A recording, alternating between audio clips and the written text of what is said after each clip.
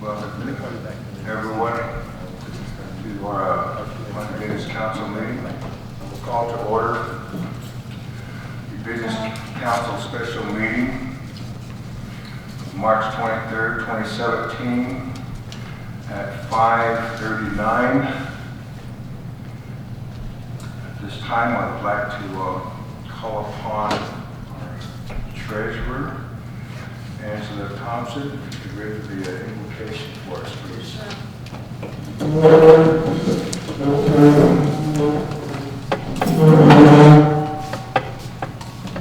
Our most kind, graciously Heavenly Father, we come to you tonight, dear Lord, just asking that you be with each and every council member that sits around this table, dear Lord, as we go to do the nation's work for our tribal members, dear Lord, so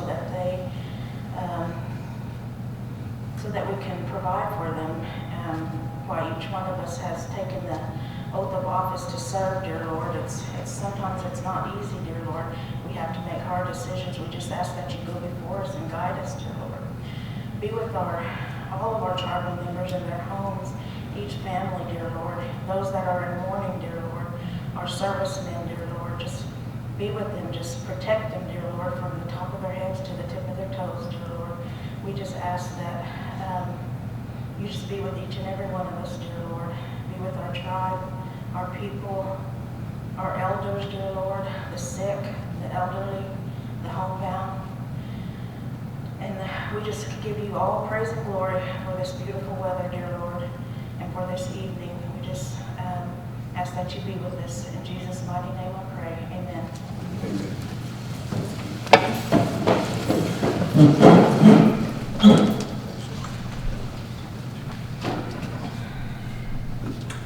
At this time, I will ask Secretary Littleson to call the roll. Bruce Pratt, Excused. Darrell Walcott, Here. Baby Littleson here, Angela Thompson, Here. Sammy Edson, Here. Donna Hare, Excused. Adrian Spotted Here. and Leanna Teeter. Okay, we have a quorum. Move on to the approval of the agenda. Are there any motions to add on or to subtract anything from the agenda? I would like to, since we don't have a full council, I would like to table all these resolutions for the commissions for the next meeting in 2 weeks. I make a motion. Make a motion. What? Can we discuss this? You make the motion first, and then it's discussed. Okay. I make a motion to table all these commission appointments until we have a full council, which will be the second week in April. What is that date?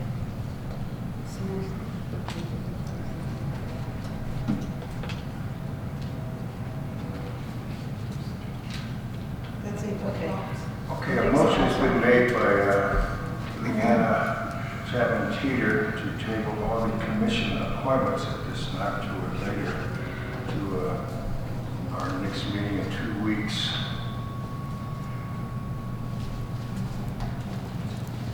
Do I hear a second? Or do I? And I want to table it because the whole council is not here.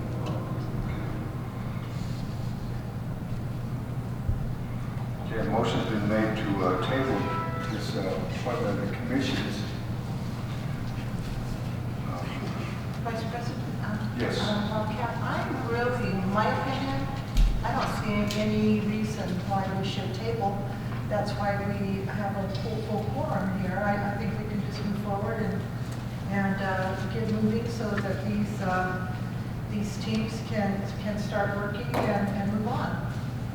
They've been interviewed. I mean, everything's been done. Any other discussion? Mr. Wildcat?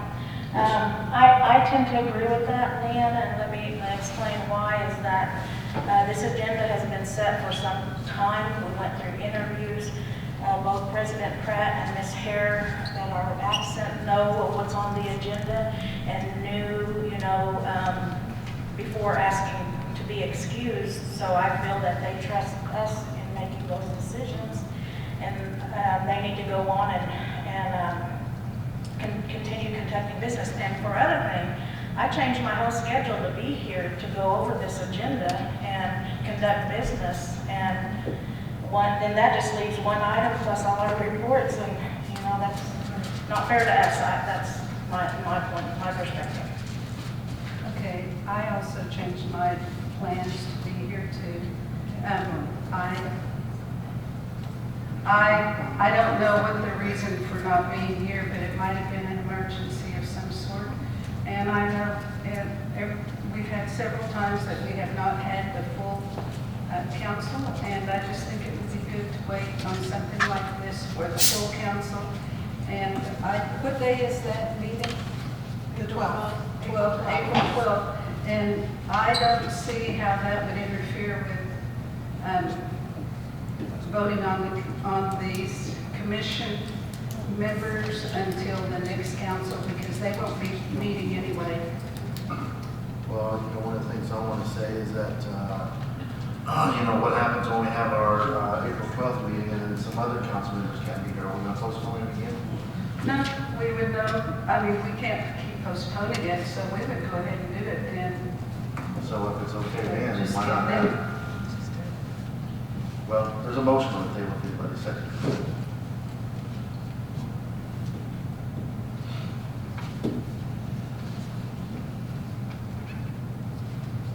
Is anyone going to second it?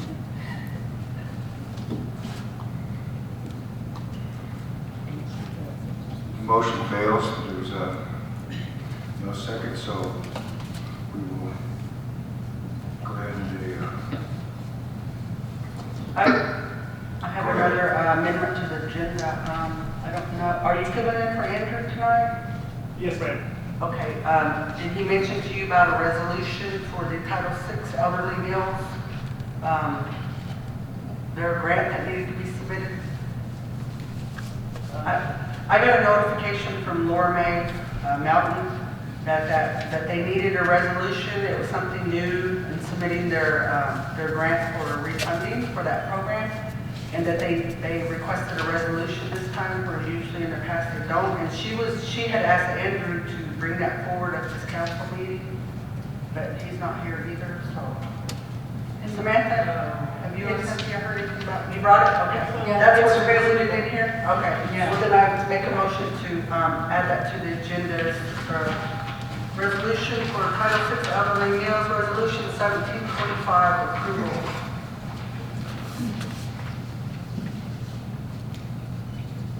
Motion has been made to approve the agenda with additions. Do I hear a second? I'll second that. Okay. Motion's been made and seconded by Angela Thompson. Is that number 6? That is, yes. And I'm on new business.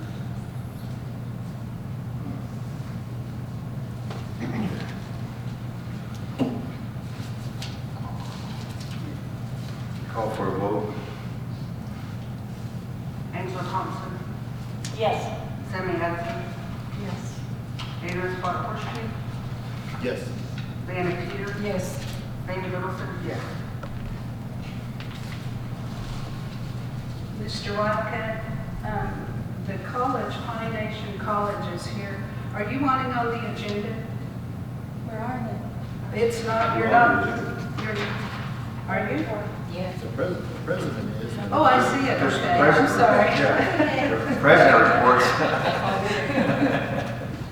Okay, good. Sorry.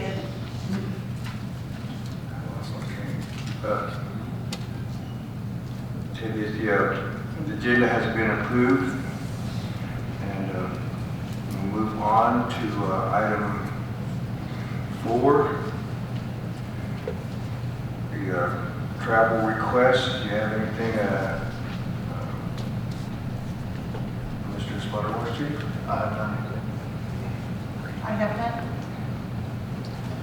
I have one for all of us. Right now, we're working on a plan. I went up to Aberdeen, South Dakota over the weekend to visit with the realty director up there at the regional office, the Bureau of Indian Affairs, and her name is Jolie One-Star, and I was telling her that we were trying to set up a meeting with the county commissioners to begin the process of putting our Nebraska land into trust. And she said she would like to attend a meeting, that whatever meeting we're going to have set up.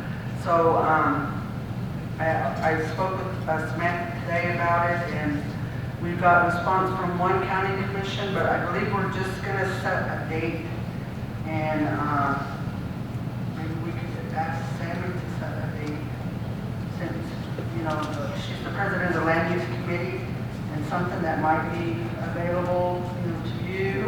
We really need to scope how many days, have the meetings all in line, know how many people want to go, how many people need to go. I don't think the entire council needs to go, but I think that there are some that, you know, might benefit from that. Perhaps even some of the land use committee members would be a good thing too. So if Sam, if you could please work to create those meetings, right? Yes. And I can help you with that. All right. She's already been trying to locate the commissioners, but like she said, only one county has responded so far. Let's talk tomorrow offline and we'll get something going. And I know that they want to do this in April, right? Yes. They said they need a 30-day notice, so they've been notified 30 days. Well, it'll be 30 days in April. Okay.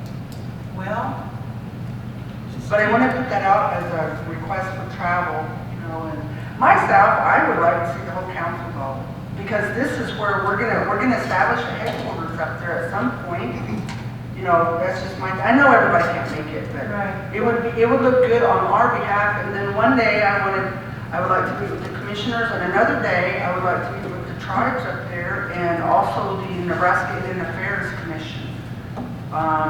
Jolene had told me that she knew her and that she had made that suggestion also to invite them over, that we can meet with them just to kind of get a feel of how the relationship is between the state of Nebraska and the tribes there, and even with the counties, although we're going to be in different counties, but still to just see how just how everybody kind of, how they work in their different areas, and things that maybe they're working on with the state that we could work with them on. yeah. Kind of get a feel of everything. Is it common for the entire council to travel together? We did last year, I believe. We all went up for a meeting in Nebraska. It was Rivero, but because of the land's up there, and, you know, we're wanting to move it into trust, and Well, the ones that went up and just to tour the lands and see where they're at, the kind of land, and, you know, what was given to us and everything. Yeah, I can appreciate that. I just, it would be surprising to me if the entire council went to, you know, we still got to run the business here. You know, there needs to be at least a skeleton crew here and a group going up. So, yeah, I mean, are you asking me to set a date right now, or? No, just kind of wanting, you know, you to be there if you want to be Sure. there, and so kind of schedule it around a time when you can be available. So, I'm looking at the dates, and the Gipkahawkies are dancing on the 23rd, it looks like. Yes. Okay, so, and we have our, yeah, I have a sewing class, I'm teaching a sewing class. Okay, so maybe we can do it Easter week, say the 19th and 20th, and that's just a swag. Yeah, I'm just thinking 2 days, Yeah. but then it's, you know, it's a good, what, 5-hour drive up there? 5-hour drive up there, so. But I'm thinking like, you know, one day meet with them, and then the next day to meet with the tribes. Okay. Well, let's get the agenda offline, and then we'll figure out what we're doing. How's that? Okay. You know, my thought is about council, you know, I think you give them that opportunity that if they want to go, they can go. Because I know a couple of years ago, we had tried to set that up for council to go as well. And the thing is that, you know, we're talking about these lands a lot of times, and it helps you to visualize, I mean, to actually see the land with your own eyes to get a better understanding of the importance of trying to get into trust and what we can do with that land, you know. It was that way for me, you know, kept hearing about this land, I wanted to see it, I finally saw it, wow. I was trying to explain it to Daryl earlier today, you know, about, excuse me, what it looks like, you know, and everything, so. But not everybody's gonna go. Okay, I'm speaking on behalf of President Pratt, who contacted me earlier today about our travel request. Next month, wants a one-day meeting with the Southern Plains Tribal Health Board. That will be in Tulsa. Also, next month, a two-day meeting with Unicot. That is also in Tulsa. And that's the travel request he wanted me to forward on to the council this evening. Did we provide an agenda for both of those meetings? No, he didn't. Just a text that he sent me. Just Yeah. bring it up.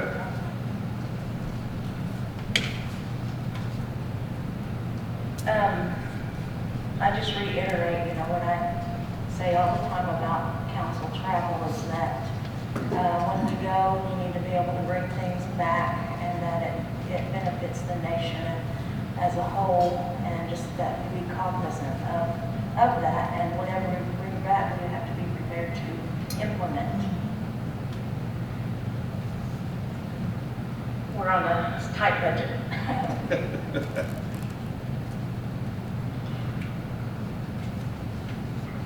Answer, do you have any travel requests? No travel requests. No.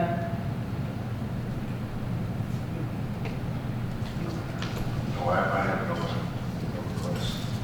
Stay close to the house.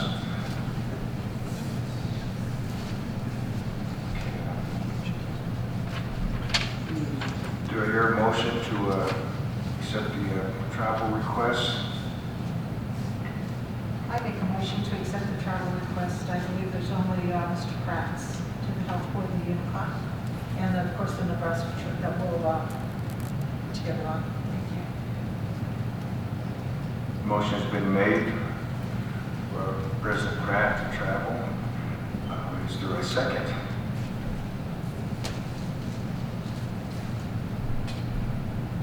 I'll second.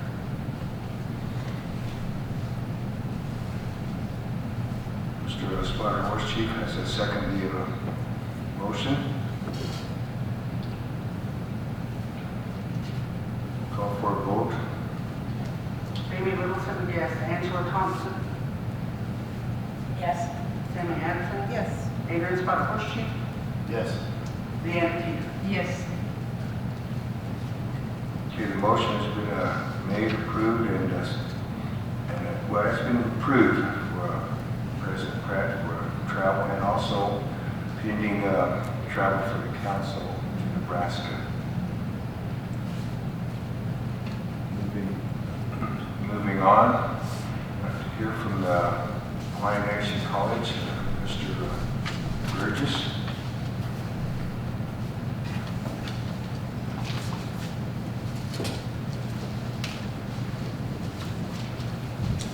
Good evening, I believe you all have a hot copy. Did you email it? Did you email it? Yes. I sent it to you. It's probably at the back of the resolution. It was sent, it was added to the packet.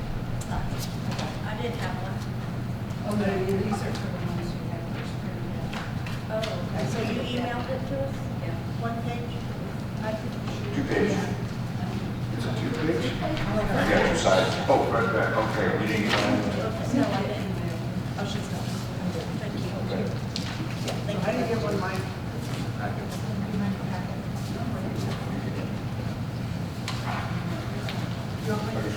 What is the resolution? Well, I don't have a resolution. Do you want to read it? I've got it. You can just review that. I have one more copy. I've got it. Thank you.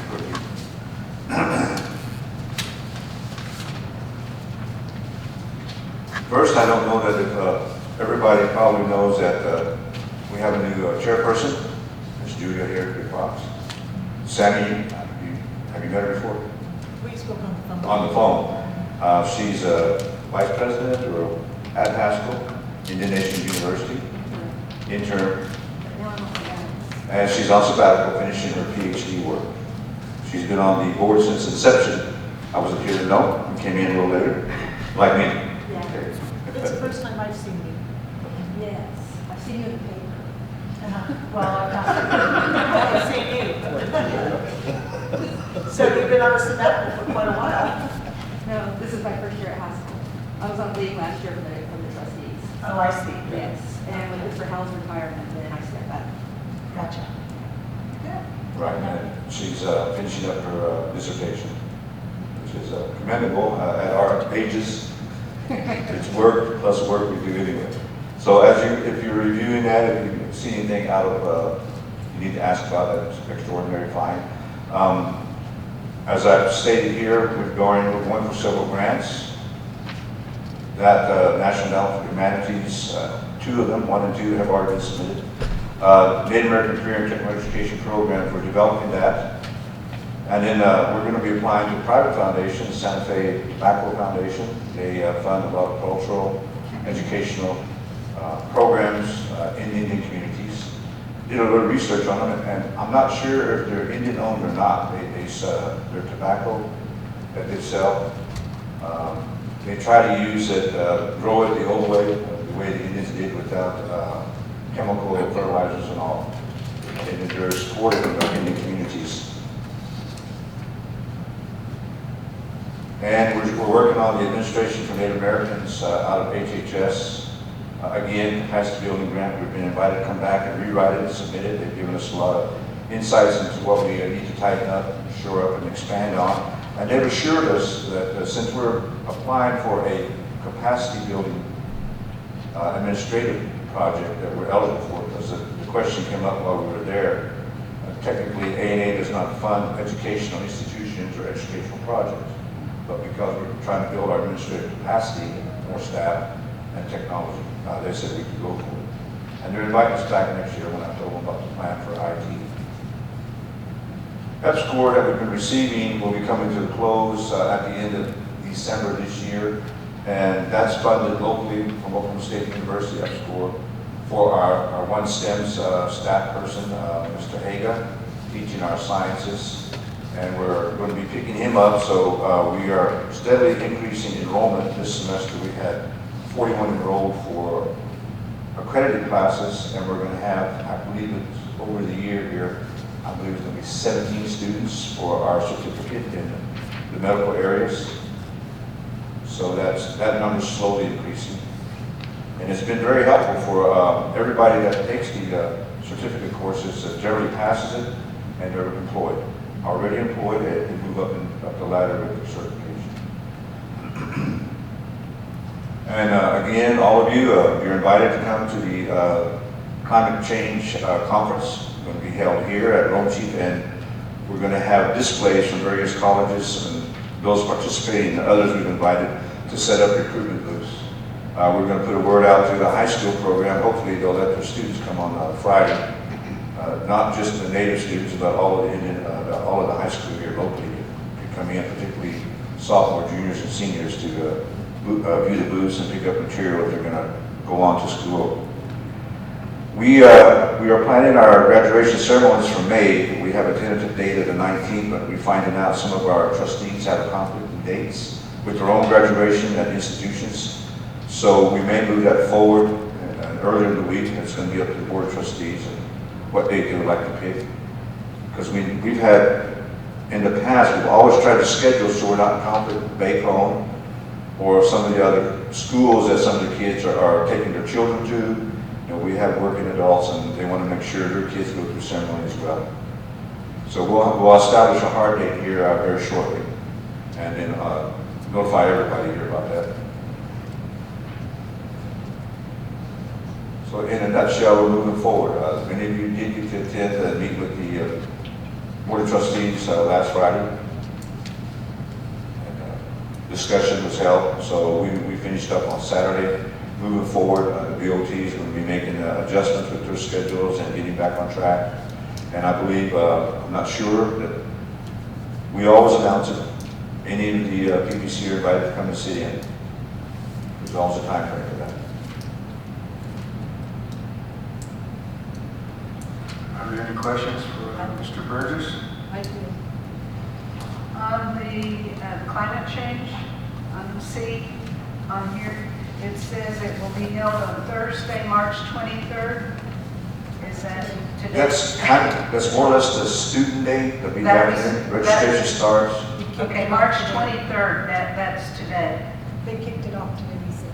Oh, it should be 30th and 31st, I'm sorry. Okay. 30th and 30th and 31st. Oh. Yeah, 30th and 31st. I didn't see that. Spell check doesn't check numbers. Sorry, spell check doesn't get my numbers. But the 30th is, it'll be Thursday, registration starts in the morning. And then Friday morning is the official kickoff, ceremony start at 9 o'clock. And then we go into our discussions right around 9:45. We'll have a panel. Adrian will be on there, several other, Mr. Eckerhoff, Monkey Senior. And then we're going to have John Funmaker from the Osage Nation. And then, can't remember, Bruce will be on there as well. And in the afternoon will be the side of agricultural projects. Different tribes are doing the things they're doing to increase their capabilities for income, as well as, expanding their areas of agricultural services, being cattle, sheep. I know goats are real big down in the southern part of Oklahoma. Keep the weeds down. People are renting goats out there that way. So you have an agenda already? We've just finished it up. We're sending it back to EPSCOR and the other people that want to fine-tune comment. I have a preliminary right here. Where is it, can you email me one whenever you get the Well, finalized? that's what I was going to do tomorrow. Okay. But if you want to know, you'll be on Friday. Your workshop will begin right around 10 a.m. Okay. Adrian, Bruce, John Baker, Walter, Bucky Eckerhoff. Yes. Thank you. So, on A, we have 2 grants to the National Endowment for Humanities. Yes. And so number 1 would be the Native Way of Knowing. That's designed for instructors. We'll try to bring in teachers and educators to help them learn how Native people learn. Right, and then the Pawnee History Review Training Project is the second one with that team. And then you have 3 more grants that are out? We're working on those. Okay, Yeah, the NACTEP, which is our cognizant agency, the largest one we go for, that's DOE, Department of Education. okay. In work. In the works. Okay. When do you think they're going to be done? We just heard that they haven't announced either one, A&A or NACTEP. And we're told that A&A may come out here in the next 2 weeks. Okay. But it's still, Congress is still going through it. It may not. Yeah, they may not, based on what's going on on the Capitol Hill now. Right, So, okay. but we're continuing forward with that. And the A&A grant has been rewritten once, and they've come back to us. And in our discussions at the workshop with people, as well as I've had discussions with A&A over the phone, it's dismaying to a lot of the Native programs that the way they select readers, a lot of readers we find out are not that aware of Indian country, its needs. They don't have a visual or an understanding how tribal governments are doing things. So some of us were privately lodging complaints about how the readers don't know Indian country and they question things that to us are straightforward. We present, and you're only limited, as you know, 20 pages for your basic presentation that ties in with everything. And people who picked apart our proposal, we scored fairly high, and I think it was at 90, 92, but by the time we got to us, it was really funny. And then the reviewers had these questions. They didn't understand anything about what we were saying. This capacity building, and wondered why the tribe would do that. They didn't see us as a nonprofit, even though we're stating that. They questioned that, and in fact, it shouldn't have been a question at all. So I'm wondering if you got readers who just want to pick apart some of the proposals, because the last go around, I don't know, actually, I think there was only 3 A&A funded projects in the whole state of Oklahoma. And I think they were on the east side of the state. Can I give you some feedback? Sure. With no offense, nothing personal, but there's a lot of typos in here. So I would hope that whoever's writing your grants, that you guys will do some spell checks and just kind of reassurance that they're the best we can get, right? Right. Yeah, I just say that. I mean, I'm reading it. And, yeah. That's all. Have you guys got your fall schedule out? No, we're working on that. We're What waiting about on. summer? Are you guys going to do summer or no summer? We're going to do summer. We're going to do summer. It won't be a full schedule. We're looking at who the graduates are and then those students that enroll. The reason is we've gone back to a 2-semester system instead of 3 semesters. And so last summer, a lot of students pulled out, didn't want to attend, they got burned out 3 semesters already. Yeah. So we're not doing a full semester in the summer. So those who need to graduate, if there's others who want to take these classes, stay involved, that's fine. But we won't be working on the fall schedule for we possibly here after the graduation ceremonies.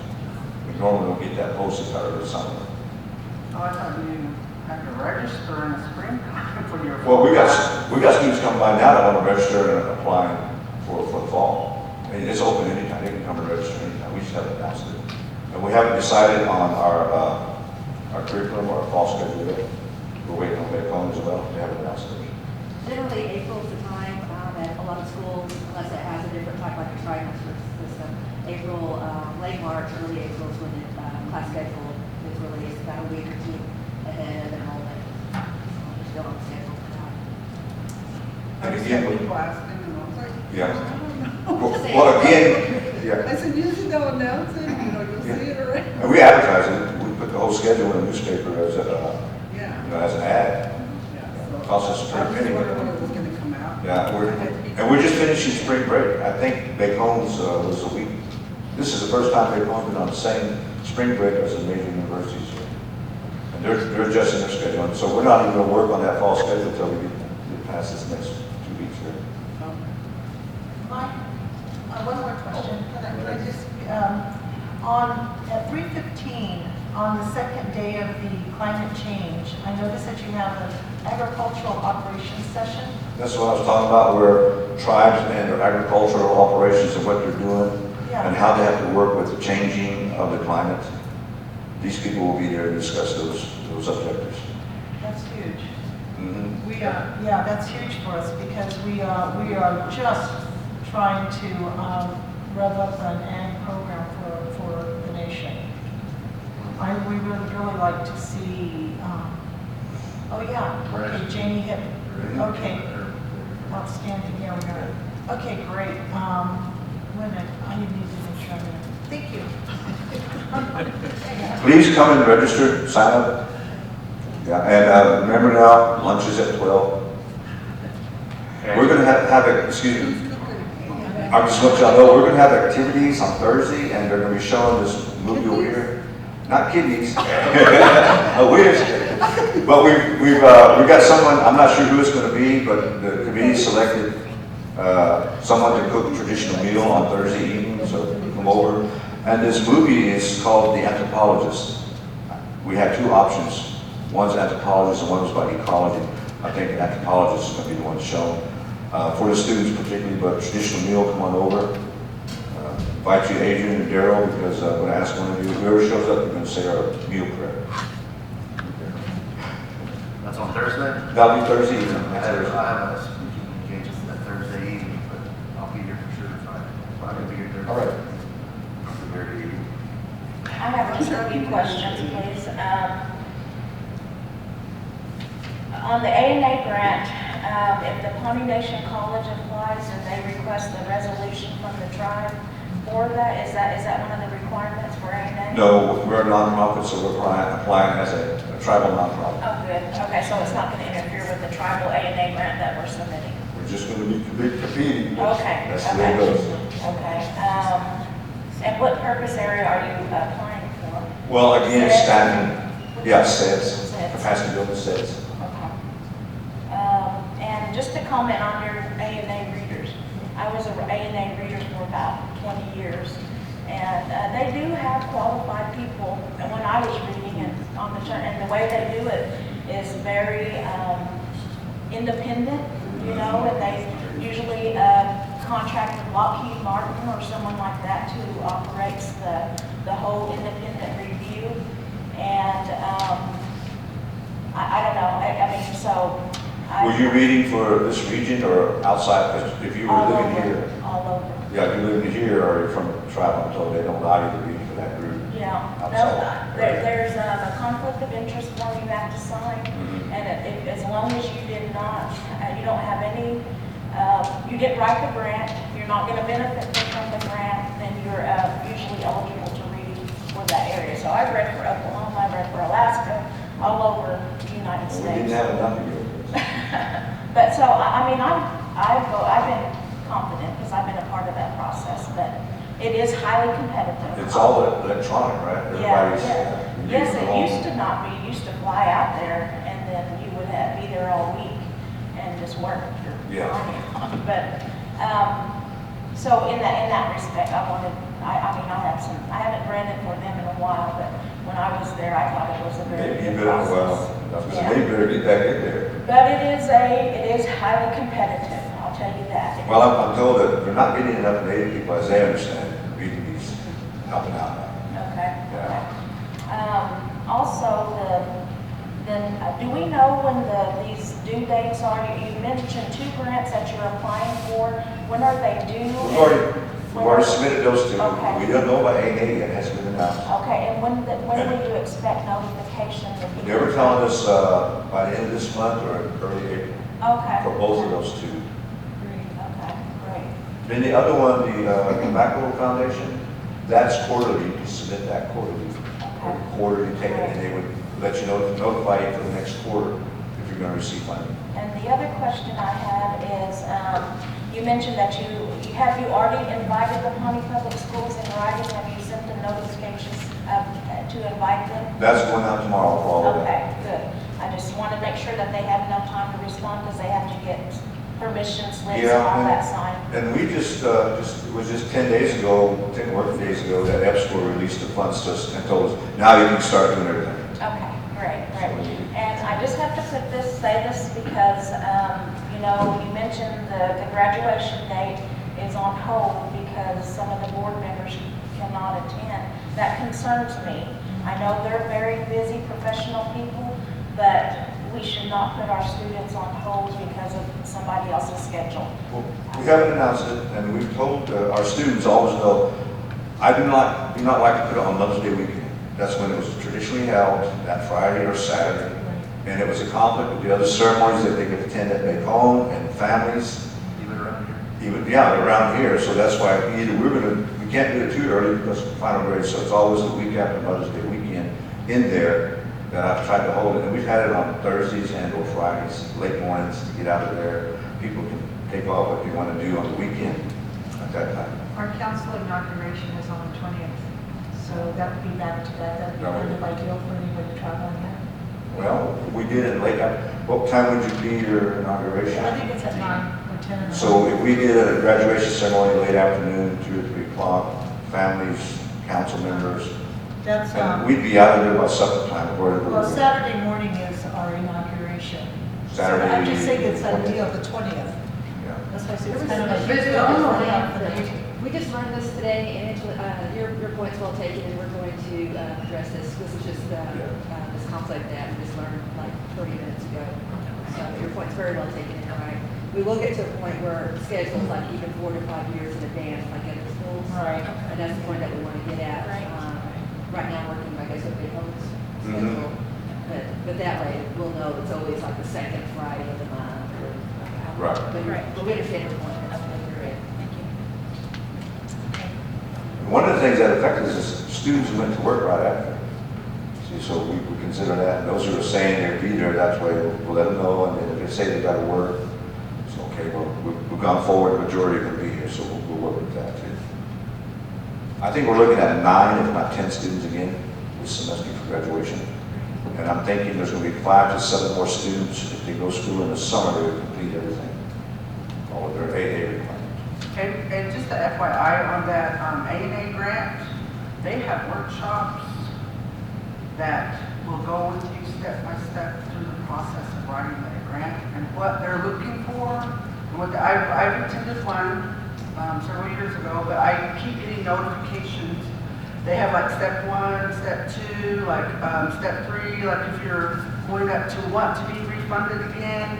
But they have these work. They're always free for tribes. They're always free, and you go. I mean, like they have in Albuquerque. I've heard they've had some here in They had it in Tulsa before. for the last 2 years.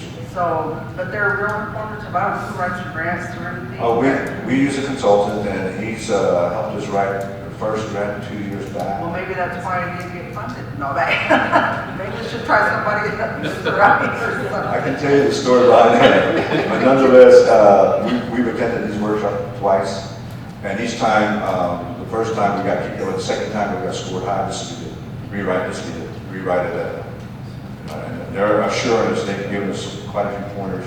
It's not a lot of work, it's just solidifying some items and changing the structure of what we were talking about. Yeah, those workshops are very beneficial. Council, have any more questions for Mr. Burgess?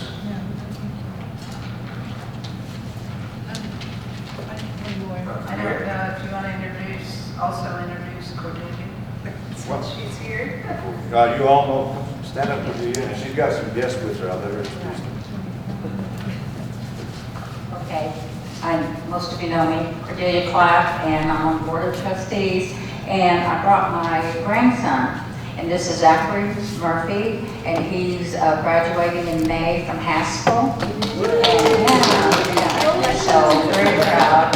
And he's on spring break and staying with me, and this is his fiance, and it's Josie Muskrat, and she's also attending Haskell. And so Helen gave us the tour of the town, and so then we wanted to end up here and introduce you to my grandson. Very proud of him. Very proud of him. Yeah. Thank you. Enjoy your visit. Thank you.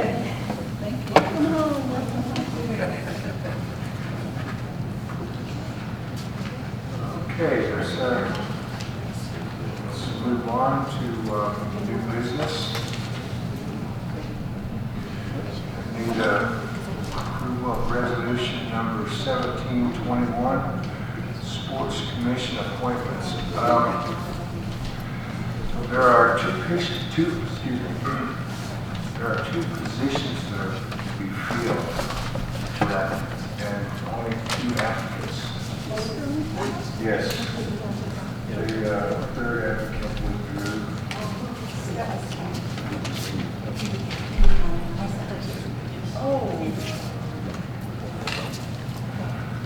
Thank you all. Thank you for the earthquake policy. Our pleasure. Is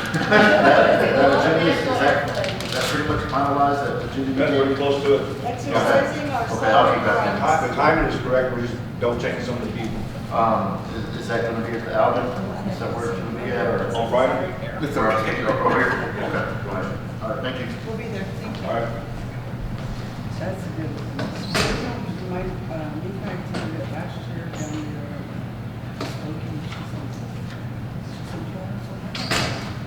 She was thrilled, but she was worried about this year. They were told her for me. So we have 2 applicants. Yes, since there's 2 positions and 2 applicants. She got the Vice President Pratt. What? I didn't catch that. Okay, Taylor Pratt and Matt? Yeah. Matt, Matt. Bellin, I miss Bellin. I miss his name, I would like to say this, given the history that I had, with that, I think those 2 are both very qualified applicants. I was reading Matt's resume, he's a military person, so I don't know how, he'll probably fit right in with Pius and Joe, so, and then Taylor, I think he has that interest. I always see him, talking about MMA and things like that. So, them along with Lyle, I think that'll be a really great bunch there. So. I would agree. It seems as though Matthew has a lot of sports organizational experience, which is awesome. And in his interview, just to share, I was very impressed with his, understanding of what's needed here in our community for our youth and his desire to address that. So I thought that was very great. Well, I'm going to make a motion to approve Resolution 1721 for Sports Commission appointment. I guess it don't matter. Are these, No, we'll insert the name in there. well, I mean, I don't know if they were, if they already have their years, their staggered terms. I don't know if there's a, It's identified on the resolution. It's on the resolution. From March 23rd. both of them, they're both the same. Starts March, yeah. Okay. 2020. Okay. Well, I go ahead and, a motion for that resolution to appoint Taylor Pratt to, Sports Commission. I'll second that. Motion's been made to appoint Taylor Pratt to the Sports Commission, and it has been seconded by Angela Thompson. Call for a vote. Is that a no? Yes. You can always ask.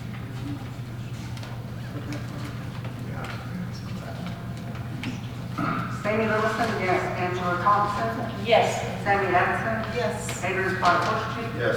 Leanna Keefe.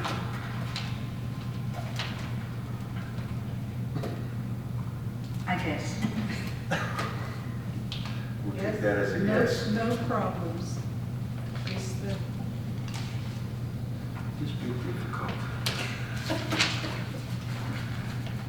I think he'll be good. Okay, motion's been made to appoint Taylor Pratt, and it was seconded, and it was approved by the council. So he's our new member of the Sports Commission. Okay, we have a, I make a motion to approve 1722 for the Sports Commission appointment, Matthew Bellinger, I think. Bellander. Bellinger, okay. I second that. motion made to appoint Matthew Bellender to the Sports Commission, and it has been seconded by Angela Thompson. Call for a vote. Sammy Littleton, yes. Angela Thompson, Yes. Sammy Anderson, Yes. Adrian Spargo, Yes. Leanna Keefe. Okay. I'm assuming that's Okay, that, Sorry, Matt, if I misspelled your name. I mean, I missaid your name. If you're watching this video. approval of resolution 1722, Sports Commission appointment has been made with appointing Mr. Bellinger as the appointee. Okay, moving on to approval of resolution number 1723, Housing Authority appointment. We had 4 applicants and 1 position.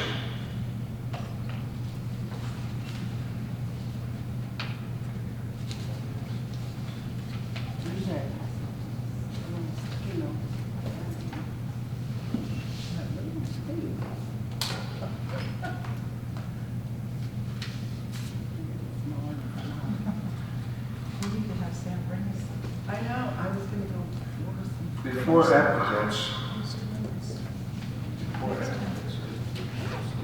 You can vote on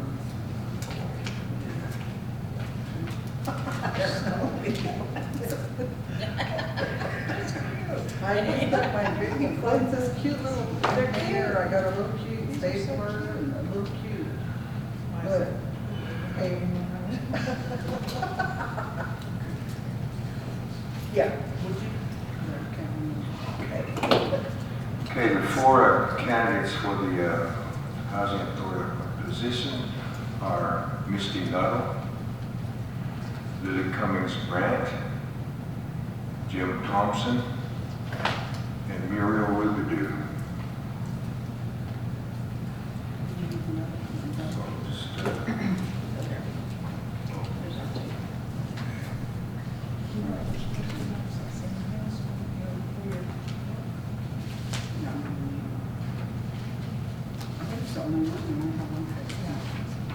Yeah, I'll just combine them. I need some. Okay, I'm gonna read the vote now. I have one vote for Muriel, yes. another vote for Muriel. I have one vote for Misty Nuttall. I have another vote for Misty Nuttall. I have another vote for Misty Nuttall. And I have another vote for Misty Nuttall.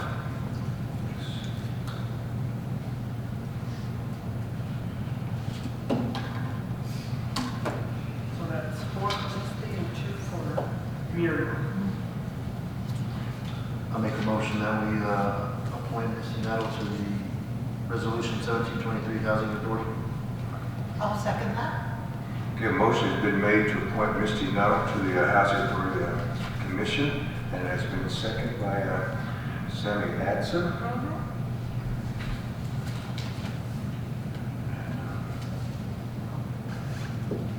Call for vote. Amy Littleton, yes. Angela Thompson. Yes. Sammy Adson. Yes. Adrian Sparrow. Yes. Deanna Key. I'm abstaining. I still feel like we need, because there were so many choices, we needed the full council.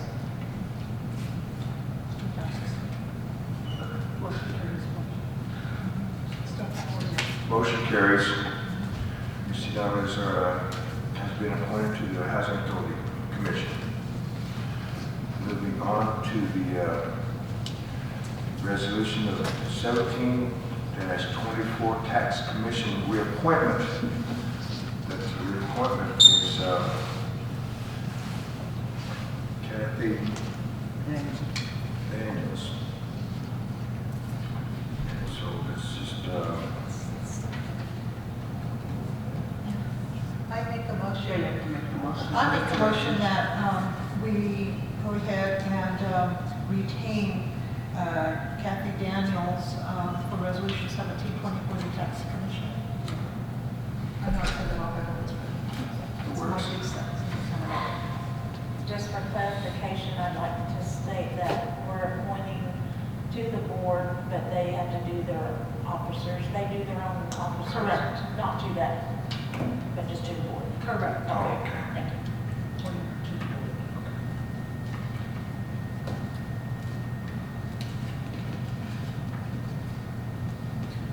So motion, you made the motion. I made the motion. okay. Was there a second? I'll second.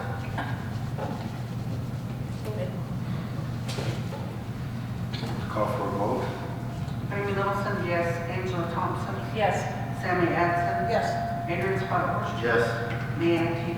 Yes. Okay, moving on to item 5, approval of the 2017 Election Commission budget.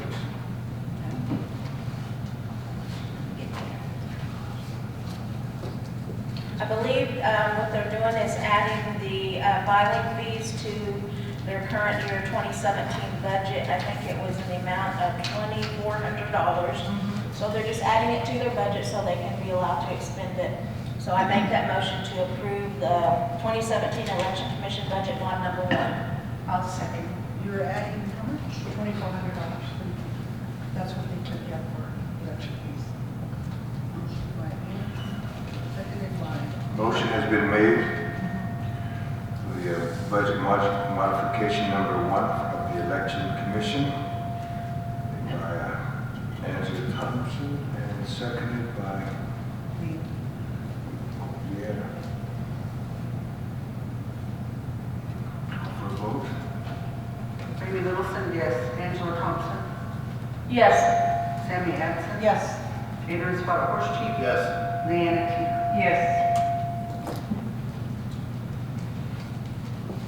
Motion been made and seconded, and the election commission budget modification number 1 has been approved. Okay, moving on to open forum. No, item number 6. No, oh, that's right, that's right. Resolution 1725. Okay.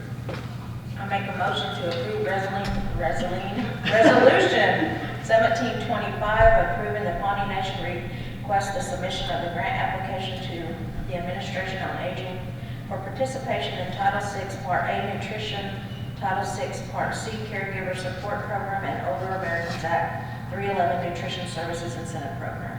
I'll second. But I was just repeat that, but I second what you said. Motion's been made to the Administration on Aging for participation in Title VI Part A Nutrition Program, Title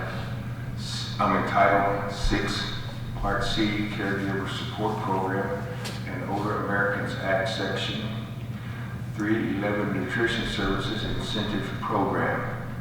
Motion was made and seconded by Adrian. Call for a vote. Amy Littleton, yes. Angela Thompson. Yes. Sammy Anderson. Yes. Adrian Sparrow. Yes. Leanna Teeter. Yes. Motion was made and seconded, and it has been approved for Title VI, the various parts of Title VI.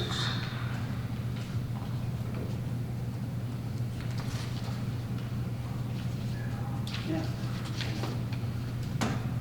Now, moving on to open forum. I have open forum. There wasn't no council report on the agenda, but while it's fresh on my mind, I wanted to give a short update on the trip I took up to Nebraska this past week. Well, I went to Nebraska and I also went to South Dakota to meet at the regional office to begin the process to put our land into trust.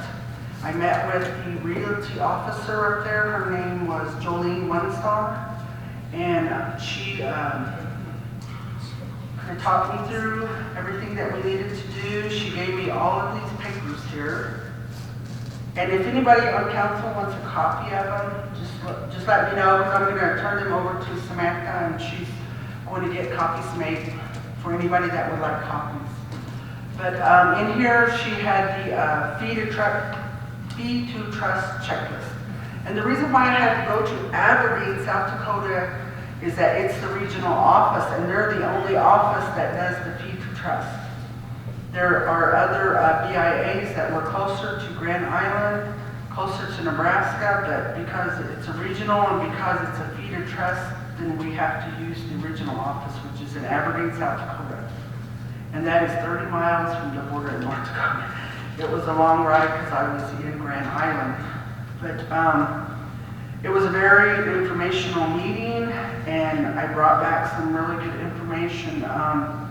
Not only did I bring back the checklist, but she also gave me a copy of the Federal Register where there was changes made that also need to be added onto our resolutions that we have to submit when we begin the process to put the land into trust.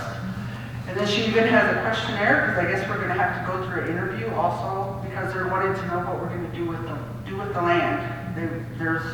There's all kind of reporting that needs to be done, so we're going to have to get this put on our strategic plan so that we can make a decision, because we need that information in order to move forward with this application process. And then she gave us the regulations for the Attorney General governing the review and approval of titles for federal land acquisitions. And it's a pretty thick little piece of information. And then of course the fee to trust handbook is 100 pages. So it's a big handbook. And then she also gave me she did a PowerPoint presentation on this. And she gave me the PowerPoint presentation. Plus, she offered, I told her we're going to try to set up a meeting the month of April to meet with the county commissioners, and she offered to come down and meet with us. She said, tell me when you're there. She said, I'll come down and I'll be there with you all. I'll be able to answer all of your questions you have. She said, and then I will also, be there. I would like to hear what the commissioners have to say themselves. And then she said she wants to also invite the superintendent of the Yankton, I guess they have an agency there. And so she's new there, and so she said I would like to invite her to come along to the meeting just so she could know what goes on in the Feed the Trust process. So it was a really good meeting, and one of the highlights of it was the fact that she said if we can prove, she said if you have a TIFO department, you need to bring them on board with this, and if they can do the research and you can prove that this land that was given to you, donated to you, if you can prove that it was your original homeland, then the superintendent of that agency can declare it a reservation. And so I've already talked to John Michael because on Friday, this was a Thursday meeting, on Friday I went to the reburial. And I spoke to John Michael at the luncheon that they provided for us. And I already gave him a heads up and let him know. And I said, I'll have to get those land descriptions to you and the counties and where it's located, and so he can start his investigation so we can have all of this paperwork together. And she said the process isn't hard. She said, but you have to stay on top of it and you have to keep moving because a lot of this land, all these, what do you call those, where they go in survey and things like that, they only last for so long. They're like a year and a half, 2 years at the longest on some of them. So basically you need to get your process done within a year and a half time. So that was really good information, and then the reservation, and then also she had just given some tips on, just from looking over the paperwork that was turned in, about some things that need to be changed on our resolutions that we submit, and then also on some of the paperwork that's submitted to her, there are some changes that need to be made on that. And then another good thing is that they're one of the few BIA offices who offer the surveying services for free, and the services where they get the appraisals done. They will do their appraisals for us where we don't have to pay for that. And they also will pay for the deed, to get the deed to us. So all that's paid for through the Bureau of Indian Affairs at Aberdeen, South Dakota. Is that where you want to go? Is that where we're going, to Aberdeen? No, she said she would meet us in Grand Island. In Grand Island? Because we're trying to meet with the commissioners in Nebraska, and Grand Island is the central location. Okay. And the counties and the land are kind of all around Grand Island, plus we have the property there in Grand Island. She said she would come down and meet with us in Grand Island. Okay. Because we're trying to get the meeting with the commissioners, the county commissioners in that area. And she's 6 hours away. Yes. But she said she would come down. I don't know if she's ready to get out of that cold weather up there, because there was snow on the ground up there. And it was pretty cold.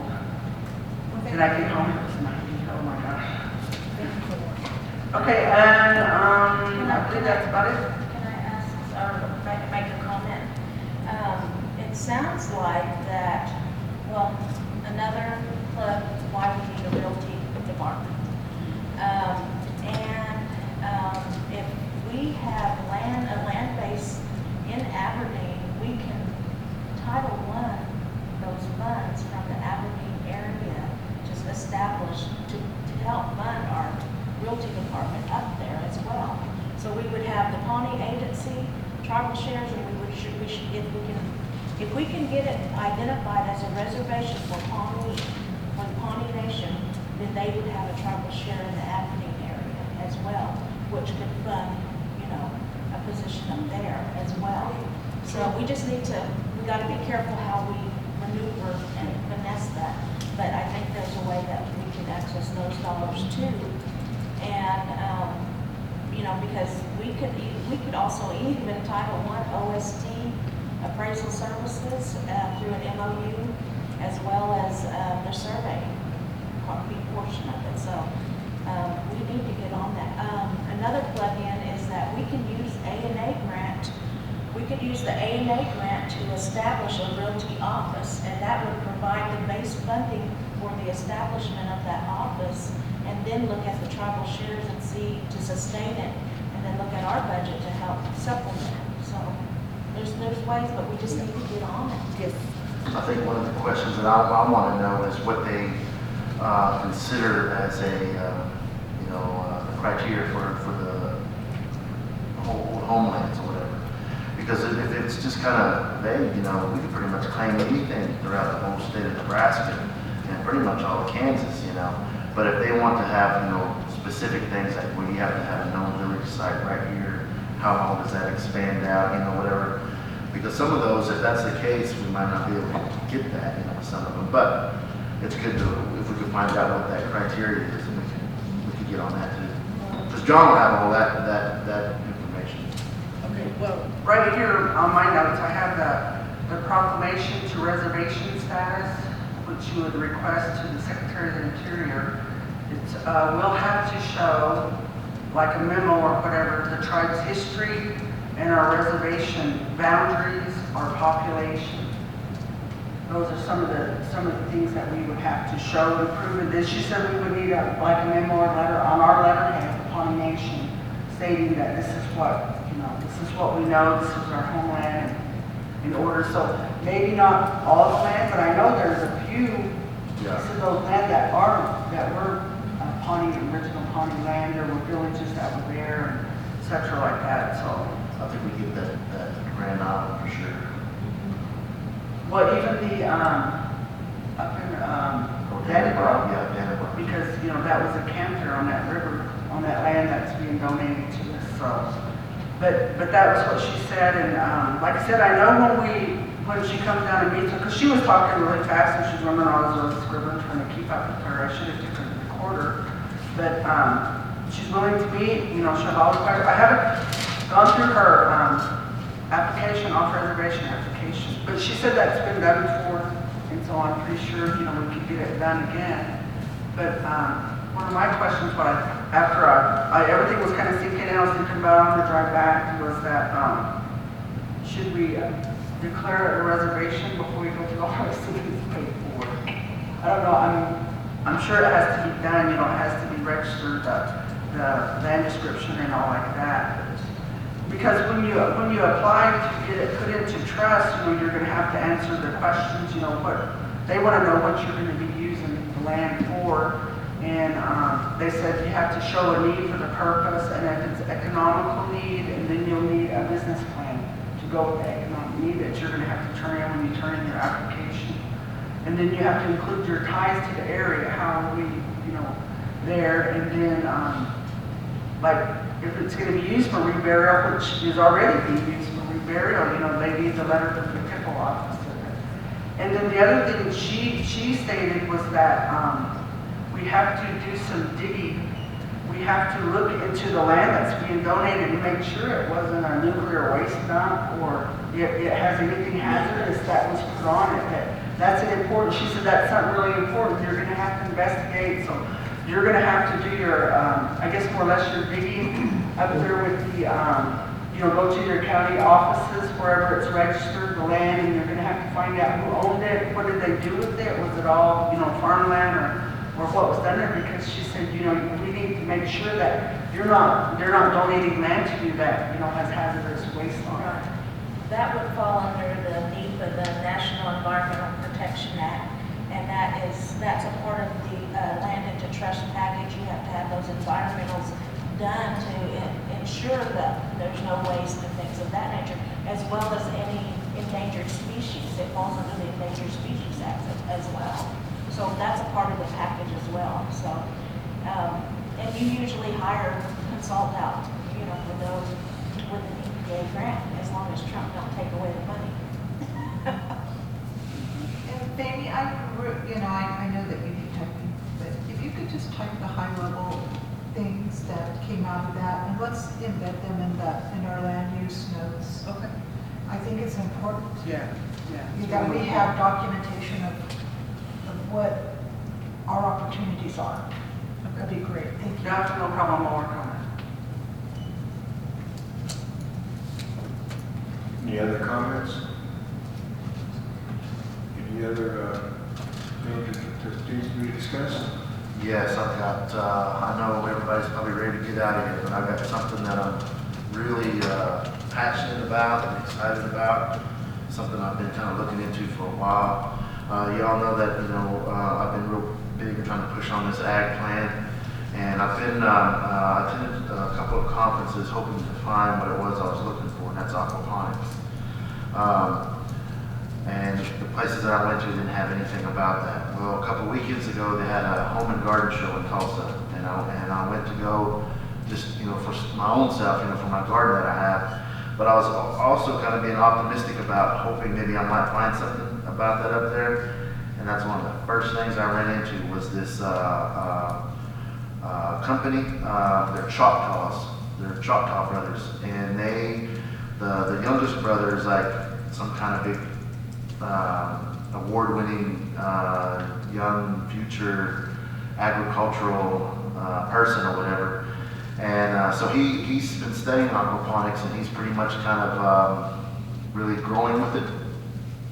So what they've done is they've built anywhere from personal size aquaponic farms for family homes, individual homes, to commercialized projects that they've done for the Seminoles, I believe the Choctaws, and I think the Chickasaws, and I think they're getting ready to do something for the Cherokees. But they also built a project for, I think it's Eastern State University, Wilburton. I know it's in Wilburton, but I don't know what the Southeastern State or something like that. So they had a setup that was set up there inside the expo building. And I didn't bring my paperwork. I forgot, but I could get it to you, and I could get it, sent to everybody here. And what they said was that for six grand, they could get you a whole setup made. It's everything from the fish to the pumps to the tanks to everything that you need to be up and running. So I was really well pleased. They talked about the tribes, the things that they were trying to do. It's the future. They also built some for a couple of schools in Norman and Moore, and they were also fixing to do some others. And so the one that they did for the college was all grants. They said, tribes are able to get these grants that can build these, whatever size that we wanted to do. They said they could get it done. So I went through and I went to, they had another place set up outside that, they had other booths, and they had another aquaponics place, and it was out of Bays. It was called Ryder Farms. So I went and checked that out. They had a greenhouse built. It was just like a little small greenhouse. It was like really metal, real good metal stuff. They had real good that clear coating panel in there. They had a vent fan. They had another fan in there. They had it all set up in there as well. They had all of these guys had different vegetables growing. They had eggplants. They had tomatoes. They had peppers. They had lettuce. They had cabbage. They had, you name it, they had it. And the other ones that had in the greenhouse had these things that were coming down. They had strawberries growing out of there too. So the facts about both of them, what they talk about is that you're in a controlled environment that you can grow pretty much anything you want. They didn't suggest you grow trees, but you could if you wanted to grow trees. But you could grow anything you want year round. You're able to control the weather. They said it could be 20 degrees outside, but it could be 70 degrees inside that greenhouse. So they said you want to do your traditional foods, you could do that. You could grow exotic stuff if you want to. They said they have people that are growing oranges, in Alaska. Those Choctaw guys said that they had some people that went up there that was working with some Alaskans up there. They were growing oranges in Alaska. So there's all these kind of different things, and it's a continuous deal that, what takes a whole season to grow outside will take about 3 months to grow inside an aquaponics greenhouse. So you use less water, it's controlled. You can also provide fresh fruits and vegetables to either your own families, they were talking about that they're fixing one for a food distribution center, I think, with the Seminoles. So they're building one for food distribution so they could have fresh produce. So, you know, they said if you want to do something like that, you know, your elderly meals, your kids, however, you know, depending on the size that you have and what you want to use it for, you can provide fresh produce that you know where they come from. And they said not only that, you could have fish too as well, fresh fish. So they have several different types of fish that are, you know, you can do commercialized wise. Catfish, tilapia. They were telling me tilapia is like one of the most expensive fish that they have, that a lot of these restaurants, you know, want. And so, you know, you can go tilapia, you know, catfish. It's a whole big booming business. There's some there that are actually growing those fish that have caviar. So, you know, they're not eating them, but they're getting the caviar out of them and everything. So some are using lobsters, shrimp, you know, things like that. But I talked to both of these individuals, you know, and they were all willing to come up here. I talked to Andrew and Brian. I know that they're at the end of the month they're meeting with Jeannie Hip, and so they were telling me that it was just like a basis where they were touch bases with Jeannie Hip to see about what she could do for the nation. They don't have an exact plan yet, but once they talk to her, kind of get an idea of what to do, that they were going to come to the council and see what kind of things that we wanted to do, and then through that, then they'll approach JD to see about seeing it's possible. Now they were talking about this land right here. They want to use this land right here in the back, so they want to have those. I forgot what they're called, but they're like tunnels. Who wants to use it? Andrew and Brian put agricultural stuff right back here. And then so they want to put these tunnels, you know, maybe 1 or 2 tunnels there where it extends your growing period, but it's outside. And so I was talking about these aquaponics deals, you know, if it was a commercialized thing, you could do that, but also that bunch from Beggs, the greenhouse thing, they were 12 grand for the whole setup. And then there's a grant from the, let me see here, I got it here, from the First Nations Development Institute. They have $30,000 grants that are helped for this kind of stuff. So if we could get that $30,000 grant, we could get 2 of those. We could put them over there on that cement slab over there, right where that old building they just tore down. They could be utilized for the elders or however. If that's something that we could use to have to sell this to people, then so be it. But if not, at least they would be able to have fresh vegetables and fruit over there for the elderly meals. So these are some of the things that I wanted to bring to council and let you guys know. Well, as soon as I get a chance to get all of that stuff scanned, I'll email it to every one of you guys so you can see. And I talked to Andrew about it, and so later on in April, after they meet with Janie Hip, then I'm going to have those individuals come here before council. And you guys can, if you need them, answer any questions they have, you know, and see where we go from there. I have a comment. I'd really appreciate if you'd engage TDC as well, Roger Smith. I've talked to him about Whole Foods. If we can get fish, I mean, can you imagine if we could have shrimp and lobster tail and all that over there with our steaks and have fresh greens for, that's huge. I mean, it's huge. We want Whole Foods. We want to know where our lettuce and tomatoes and all that comes from. And this is what that guy, the Choctaw guy, said. He said, you know, if you do a commercialized project, then you're able to get places like Sprouts and Walmart, you know. Those people, they want that. People want to know where their fresh produce comes from. So if you're able to have that, then you already got an open market for that.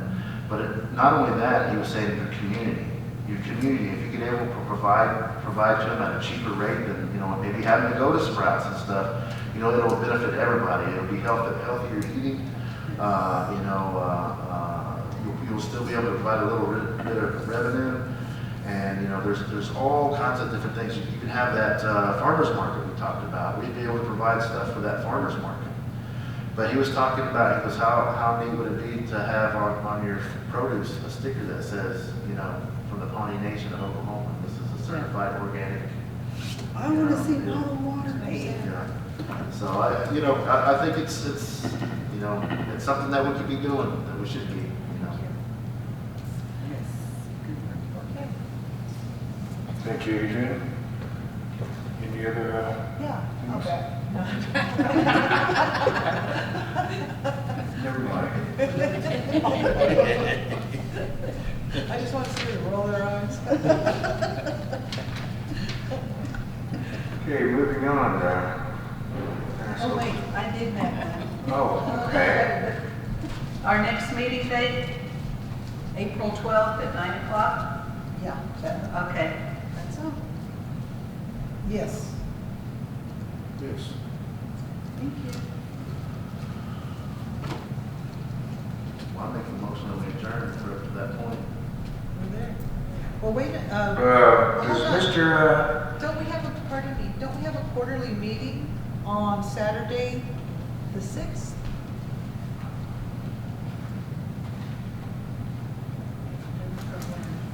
I didn't We didn't have a quarterly meeting. We didn't have it in March? See, no, This is see, March. February, I mean. We already had one in February. We did? Yeah, I mean, it was basically a council meeting. Yeah, we had our Oh. council meeting instead of the, So, in February. February, so So our next one isn't until June. We June. skipped the May because it's election. June the 3rd. Not since we get that constitution changed during the election time and get those quarterly meetings taken out. sure need to work on that. They don't seem to be too beneficial. I'll just say that. Nobody knows. Okay, let's try to, I don't know. I'll take it back. Maybe okay. I'll get back. Okay. Thank you, all your visitors. Thank you. Our Lord. Okay, do I hear a motion to adjourn? David already made one. Oh, sorry. All right. I'll second. Sammy? Leanna, Angela, and Three of you? I. We all three. Second. Wait for a second. Anybody? Angela? Sammy? I'm putting Angela Thompson for the second. Yeah. Okay. Yeah, nobody's in Jesus. Motion's been made to approve, so. All in favor? All in favor? Aye. Aye. Opposed? Adjournment has passed. Thank you, Harrison.